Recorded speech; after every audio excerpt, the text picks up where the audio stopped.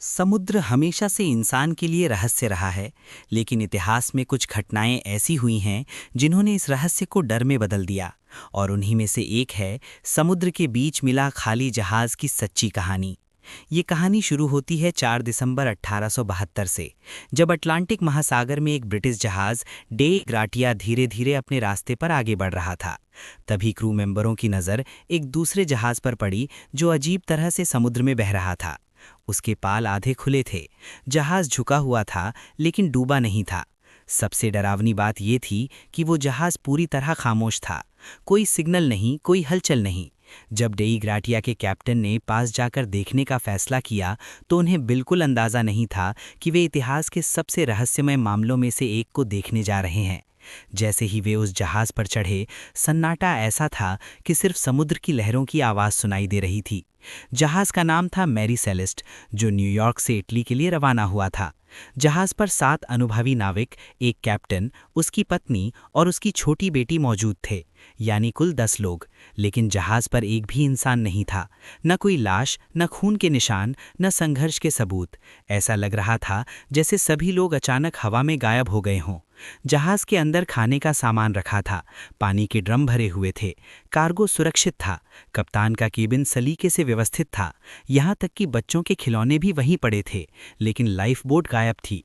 जहाज की लॉगबुक में आखिरी एंट्री 25 नवंबर 1872 की थी, यानी जहाज मिलने से करीब 10 दिन पहले।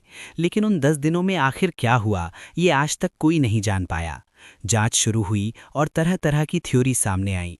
कुछ लोगों ने कहा कि जहाज पर समुद्री डाकुओं ने हमला किया होगा, लेकिन अगर ऐसा होता तो कार्गो और कीमती सामान गायब होता, जो नहीं हुआ। कुछ ने कहा कि जहाज पर विद्रोह हुआ होगा, लेकिन इतने अनुभवी नाविक बिना किसी निशान के विद्रोह नहीं करते।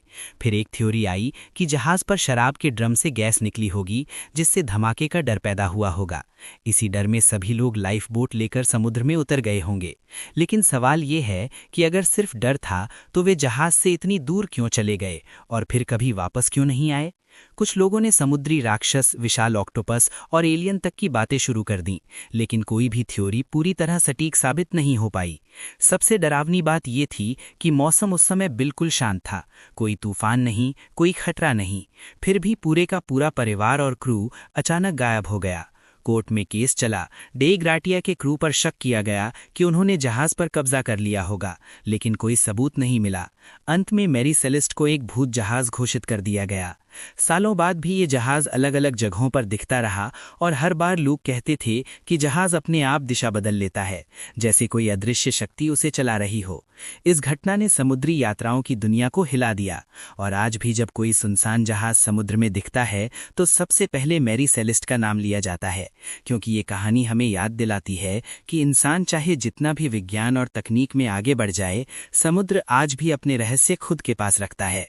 और शायद मैरी सेलेस्ट के साथ क्या हुआ ये रहस्य कभी सामने नहीं आएगा, लेकिन यही अधूरापन इस कहानी को सबसे खतरनाक और डरावना बनाता है।